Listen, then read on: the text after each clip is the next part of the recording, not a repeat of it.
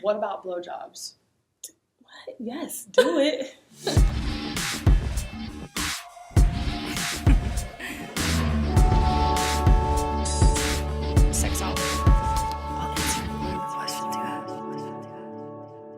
Well, because I think there's mixed feelings about, okay, you said sex to multiply. So I think obviously there's mixed feelings about anal sex, about oral sex. So the one of the main things that we teach within the intimacy firm is that there are 3 biblical purposes God intended for sex. And that's procreation, which obviously is making babies. If you look at the creation story in Genesis, in the first chapter of Genesis, Adam and Eve, were created. The first commandment he gave them as husband and wife was to be fruitful and multiply. And that's like, have sex. Like, the very first thing he told them to do together as a unit. He could have told you to do anything else in that unit, but that was the first thing that he told them to do. And then also you have partnership, which is like that bonding and coming together. And when they talk about marriage, talking about joining as one flesh, and that's as close as in a soul way. Right, and that's the closest you can connect.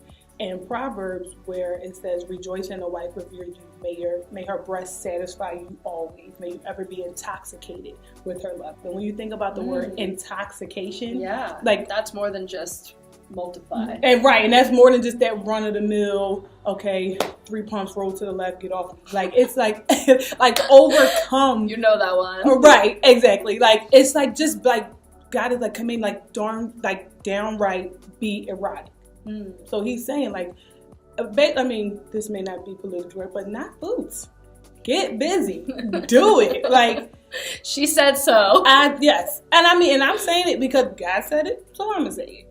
And that's partnership. And then lastly is pleasure, like straight up pleasure. In the Song of Solomon, which is like extremely erotic book, it says, "May my love come into his garden, eat his pleasant fruits, that my spices may flow thereof." And I know it's a lot of imagery and allegory, and there could be some discrepancies as far as how that's interpreted. But as for, I mean, it sounds nice when you say it. I mean, like spices flowing. My spices flowing, and you coming in my garden and eating your pleasant fruits. My spices sounds pretty definitely delicious to me. I don't know. Absolutely. So the thing like is, like sangria or something, and an orgy. Well, maybe not an orgy. That's a different episode.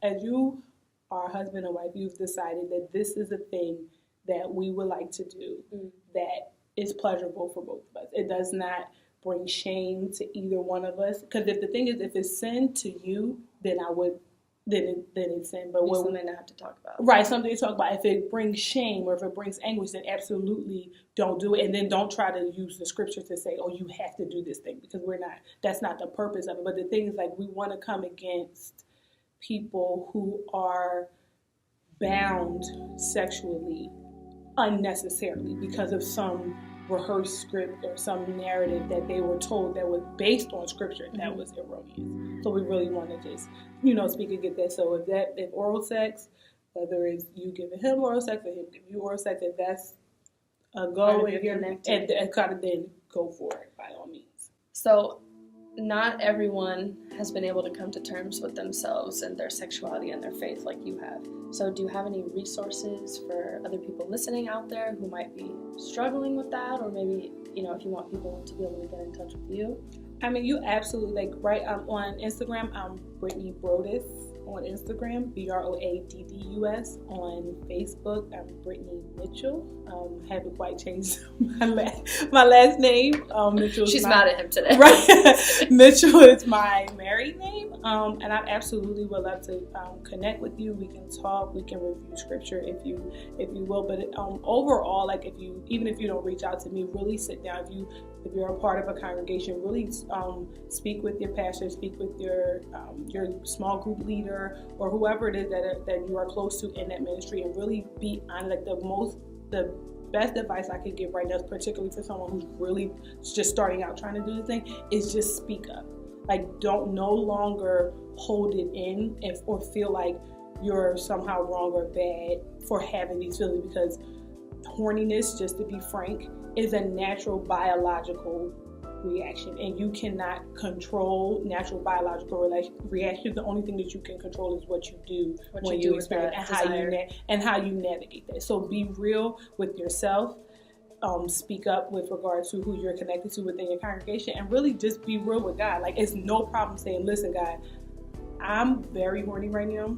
I don't know what to do with it. I need you to help me through this so that I don't, because if you're a problem, if you don't want to take, like I say, I don't want to make Jesus mad, and I don't want to go out here and have sex with someone because I'm not married, then tell him that. A lot of times people think they have to come to God just so, and just the way. There's no way. Like, you can't say that stuff to God. No, absolutely. In your mind, I mean, he knows it's already in your head. Exactly. So I get to know her in a different way, so I know Right. she's hilarious, and I just can only imagine maybe some of the questions you've gotten. Right. So the funniest thing for me is the reaction that people react more to my husband. And what I find is that, like, if we're out in public, I'll say, when people ask, oh, what do you do? I'll say I'm a sex educator, and they immediately look at him like, and it's just like, lucky man. Right, exactly. Like, he gets all the props because somehow, because I'm a sex educator, that will presumably translate in the bedroom. And it's just like, they'll look at him and he'll look away, and I'm just like, you're like, what about me? Right. I love what I do. Well, I'm so happy to have you, and if you would like to see Brittany back from the Intimacy Firm, we'll put some of her information below so you can get a hold of her. But thank you so much for coming and talking about your amazing topic of sex and salvation. Yes, thank you. And I'm going to see you tomorrow. So. Okay.